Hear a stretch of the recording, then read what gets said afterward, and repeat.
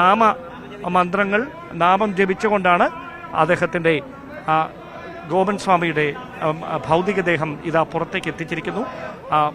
പുഷ്പാലങ്കൃതമായ വാഹനത്തിലേക്ക് ഗോപൻ സ്വാമിയുടെ മൃതദേഹം കയറ്റുകയാണ്. മറ്റ് ഒരുക്കങ്ങളൊക്കെ പൂർത്തിയായിരിക്കുന്നു.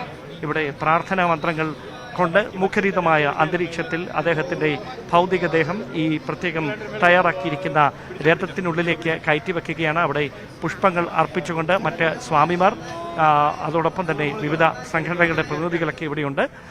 അവർ ചേർന്ന് ഇപ്പോൾ മൃതദേഹം ഇവിടേക്ക് എടുത്ത് ഈ രഥത്തിൻ്റെ മുകളിലേക്ക് ഈ പ്രത്യേകം തയ്യാറാക്കിയിരിക്കുന്ന ഒരു സ്ഥലത്തേക്ക് വെക്കുന്നു. അവിടെ നിന്ന് 10-ാം കല്ലിൽ എത്തിയതിന് ശേഷം ആയിരിക്കും ഈ നാമജപയാത്ര അവിടെ നിന്ന് സംയുക്തമായി ആരംഭിക്കുന്നത്. അതിന് പിന്തുണയുമായി വിവിധ സംഘടനകളടക്കം എത്തിയിട്ടുണ്ട്. പ്രത്യേകമായ പ്രാർത്ഥന ചടങ്ങുകൾ ഉൾപ്പെടെ ആശുപത്രിയുടെ പരിസരത്ത് ഇപ്പോൾ വിവിധ സ്വാമിമാരുടെ നേതൃത്വത്തിൽ പുരോഗമിച്ചുകൊണ്ടിരിക്കുകയാണ്.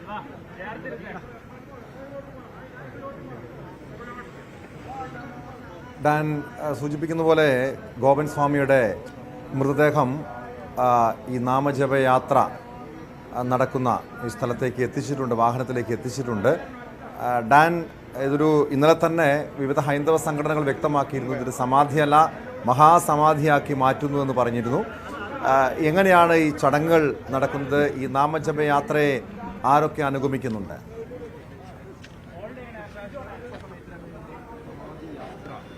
ആ യാത്ര ആരംഭിക്കാൻ ഇരിക്കുന്നതേ ഉള്ളൂ. ഇവിടെ നിന്ന് 10-ാം കല്ല് എന്ന സ്ഥലത്തേക്ക്, അതായത് ഈ ഇവിടുന്ന് തൊട്ടടുത്ത് തന്നെയാണ്, ഏതാനും മീറ്ററുകൾ മാത്രമേ ഉള്ളൂ അവിടേക്ക് എത്താനുള്ള ഒരു ദൂരം.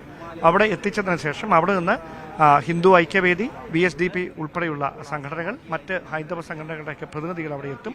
അവരുടെ എല്ലാവരുടെയും നേതൃത്വത്തിലായിരിക്കും ഈ ഭൗതികദേഹം വഹിച്ചുകൊണ്ടുള്ള യാത്ര. അവർ പറയുന്നത് അത് നാമജപയാത്രയായിട്ടായിരിക്കും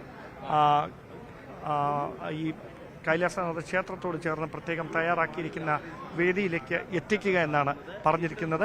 ആറാലുമൂട് കാവുവിളാകത്താണ്. കാവുവിളാകത്തെ കൈലാസനാഥ ക്ഷേത്രത്തിൻ്റെ സ്ഥാപകൻ കൂടിയാണ് ഗോപൻ സ്വാമി.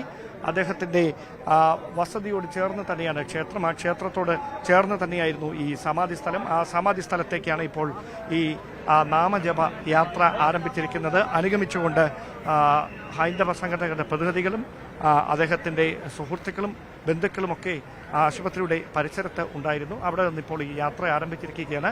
പോലീസിൻ്റെ കൃത്യമായ സുരക്ഷ ഒരുക്കുന്നതിന് വേണ്ടിയിട്ടുള്ള നടപടിക്രമങ്ങളും ഇവിടെ ഉറപ്പുവരുത്തിയിട്ടുണ്ട്. കാരണം ഒരുപാട് വിവാദങ്ങൾക്കൊക്കെ വഴിവെച്ച സാഹചര്യം നമുക്കറിയാം.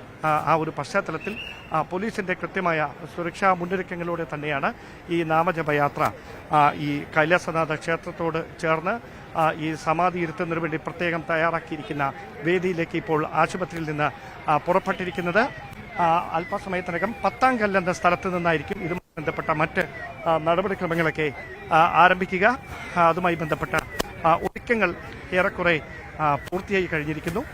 പോലീസിൻ്റെ കൃത്യമായ സുരക്ഷാ സംവിധാനങ്ങൾക്ക് നടുവിലാണ്, പോലീസിൻ്റെ സുരക്ഷയിലാണ്, പോലീസിൻ്റെ അകമ്പടിയിലാണ് ഈ നാമജപയാത്ര നടക്കുന്നത് എന്നാണ് നമുക്ക് അറിയാൻ കഴിയുന്നത്. പുഷ്പാലങ്കൃതമായി പ്രത്യേകം അലങ്കരിച്ച വാഹനത്തിലാണ് അദ്ദേഹത്തിൻ്റെ ഭൗതികദേഹം വഹിച്ചുകൊണ്ടുള്ള നാമജപയാത്ര ഇപ്പോൾ മിംസ് ആശുപത്രിയുടെ മോർച്ചറിയിൽ നിന്ന് പുറത്തേക്ക് എത്തിച്ച് അവിടെ നിന്ന് 10-ാം കല്ലെന്ന സ്ഥലത്തേക്ക് പോകുന്നത്. 10-ാം കല്ലിൽ നിന്നായിരിക്കും ഈ ഹൈന്ദവ സംഘടനയുടെ നേതൃത്വത്തിലുള്ള നാമജപയാത്ര ആരംഭിക്കുക. അതുമായി ബന്ധപ്പെട്ട മറ്റ് ഒരുക്കങ്ങളൊക്കെ പൂർത്തിയായിട്ടുണ്ട്. പോലീസിൻ്റെ വാഹനങ്ങൾ അകമ്പടിയായി, സുരക്ഷാ അകമ്പടിയായി മുൻപിൽ പോകുന്നുണ്ട്. ഈ സമാധി സ്ഥലത്തും അത്തരത്തിലുള്ള പോലീസിൻ്റെ സുരക്ഷ ഒരുക്കുമെന്ന് തന്നെയാണ് അറിയിച്ചിരിക്കുന്നത്. ഒരുപക്ഷേ കേരളത്തിൽ അത്ര കണ്ട് കേട്ടിട്ടില്ലാത്ത ഒരു കുടുംബത്തെ മുഴുവൻ സംശയനിഴലിൽ നിർത്തിയ ഒരു സംഭവമായിരുന്നു ഈ സമാധി വിവാദം. ഈ ഗോപൻ സ്വാമിയുടെ സമാധി അത് വിവാദമാക്കി മാറ്റിയതുൾപ്പെടെയുള്ള വിഷയങ്ങൾ ഏറെ നമ്മളൊക്കെ ചർച്ച ചെയ്തതാണ്. അതാണോ ഒരു വിഭാഗം, ഒരു ഹൈന്ദവ സംഘടനകൾ അടക്കം ഇതൊരു മഹാസമാധിയാക്കി മാറ്റുന്നതും ഇത് വലിയ രീതിയിൽ ഒരു വിശ്വാസപരമായി ഈ ചടങ്ങുകളെ മാറ്റുന്നതും? ഈ നാമജപയാത്ര ഇപ്പോൾ ആരംഭിച്ചിട്ടുണ്ട്. ഈ ഗോപൻ സ്വാമിയുടെ വീട്ടുവളപ്പിൽ, അതായത് ഈ ഋഷിപീഠം സ്ഥിതി ചെയ്യുന്ന സ്ഥലത്തേക്ക് എപ്പോഴേക്ക് ഈ നാമജപയാത്ര എത്തുമെന്നാണ് മനസ്സിലാക്കാൻ കഴിയുന്നത്? ഡാൻ, ഏതാണ്ട് ഒരു 10-15 മിനിറ്റ് മാത്രമാണ് അതിനെടുക്കുക. വിഷ്ണുപുരം ചന്ദ്രശേഖരൻ്റെ നേതൃത്വത്തിൽ VSDP നേതാവാണ്, അദ്ദേഹമാണ് ഈ ചടങ്ങുകൾക്കൊക്കെ നേതൃത്വം നൽകുന്നത്. ഇത് എത്ര സമയം കൊണ്ട് അവിടെ എത്തുന്ന തരത്തിലാണ് ക്രമീകരണം? അവിടെ 3 മണിക്ക് എത്തണം. 3 മണിക്ക് കിലോമീറ്റർ ഉണ്ട്. 1.5 കിലോമീറ്റർ. 3 വീലറിൽ നിന്ന് കറക്റ്റ് 1 കിലോമീറ്റർ ഉള്ളൂ. അപ്പോൾ ഈ ചടങ്ങുകൾ എത്ര നേരം കൊണ്ട് പൂർത്തിയാക്കണമെന്നാണ് നിങ്ങളുടെ ഒരു 4 മണിക്ക് മുമ്പ് എല്ലാം പൂർത്തിയാക്കും? അപ്പോൾ അത്തരത്തിലാണ് ഒരുക്കം. ഏതാണ്ട് 1.5 കിലോമീറ്റർ മാത്രമാണ് ദൂരം ഇവിടെ നിന്ന് ഈ വസതിയിലേക്ക്, ഈ കൈലാസനാഥ ക്ഷേത്രത്തിലേക്കൊക്കെയുള്ള ദൂരം 1.5 കിലോമീറ്റർ മാത്രമാണ്. പക്ഷേ ഈ